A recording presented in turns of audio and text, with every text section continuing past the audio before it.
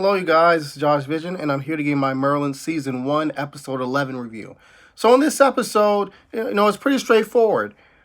Arthur messes up again. So, we're in the forest, and there's like a hunting party. Merlin catches this rare sight of a unicorn.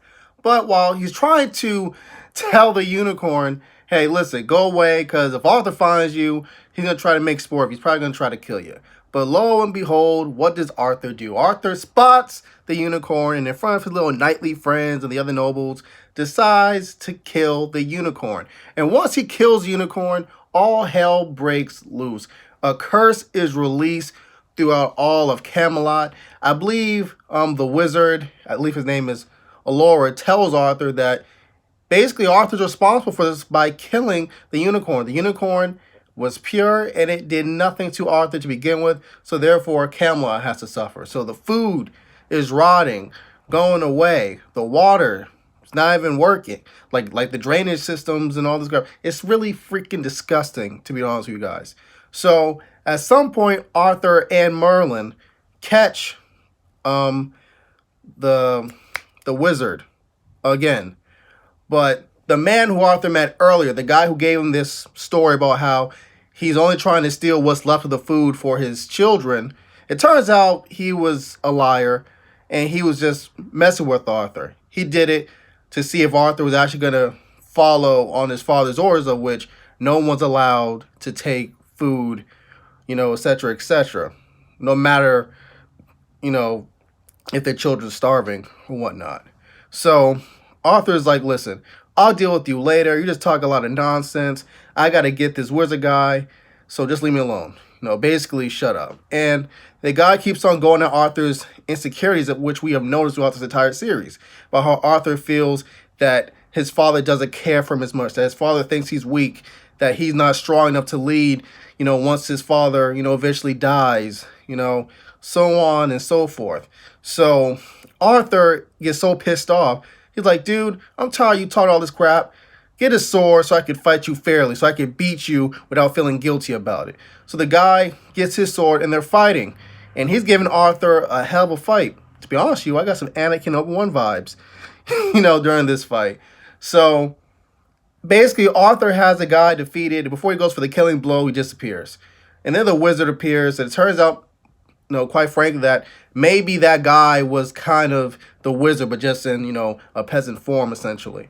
And he tells Arthur that all you had to do was just ignore the guy. And Arthur's like, yo, he's insulting my honor, my character, so on and so forth. He's like, but that's your problem. You never let things go. It's always about your pride and your ego and your vanity. And that's why Camelot is in the position it is right now. Because you always want to show off. You always want to show how badass you are when you're just an insecure little boy, in a well-formed soldier's body. So basically, there's no hope for Camelot, all because of you. So Arthur is really down about this. He's like, come on, give me one more chance. And the guy leaves. You know what I'm saying. The wizard leaves. So eventually, I believe Merlin's able to convince the wizard, Allura, sorcerer, whatever, to give Arthur one more chance. But Arthur has to meet him in some type of maze area, etc., etc.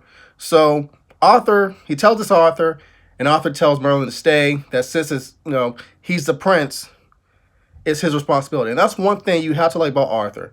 Despite Arthur could be an a-hole, which I said in plenty of other videos, he has a strong sense of responsibility, and he's an honorable guy.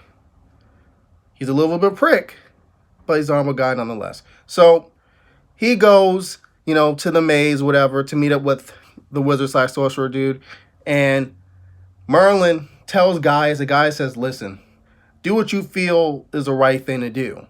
So in this episode, he wasn't trying to rein in Merlin as much as the others, as the other episodes. So Merlin goes, once again, disregarding Arthur's orders, as usual. And they meet up, and basically Allura admits to Merlin that it was basically a trick for Merlin, because he knew Merlin wouldn't be able to resist trying to help Arthur. So eventually he has Arthur and Merlin sit across from each other at a table. And one of them essentially has to die, in order to break this curse. And Arthur's like, no, let me do it. And Merlin's like, no, I'm just a pet. I'm just a regular servant. You're the future king of Camelot. Let me do it. And you know what I mean? But Arthur's like, listen, it's my fault. If I die, I die. If I don't, I don't, etc., etc. So Arthur and him are trying to figure out a way on how to win this game. You know what I mean? That Alora has set up. And Arthur takes the drink, which is supposedly poison. And Merlin is crushed. He's crying, But turns out Alora said it was just like a sleeping kind of drink. He was just trying to test if Arthur was really willing, to sacrifice himself. And if he was really pure of heart, which turns out to be the case. Arthur did prove he was pure of heart, and he was redeemed, essentially, for killing the unicorn. So everything goes back to normal, essentially. And I believe later in the episode, Arthur tells Merlin to come with him to a certain place. And they go to the site where Arthur killed the unicorn. And he apologizes to the unicorn, saying, you didn't deserve to die like that. I've been an idiot. I hope you can forgive me. And then the last image we see of this episode is Merlin and Arthur seeing a reborn version of a unicorn. Then we hear the Alora speaking in the background, saying that a unicorn can come back to life if the person that killed it is pure of heart. So it was a really good episode, you guys. Seemed kind of fillerish to me compared to all the stakes that was happening so far in this season 1 of this series, but I really enjoyed it. I would give it like an 8 out of 10. What do you guys think? Write your comments down below. Adios, Josh Vision.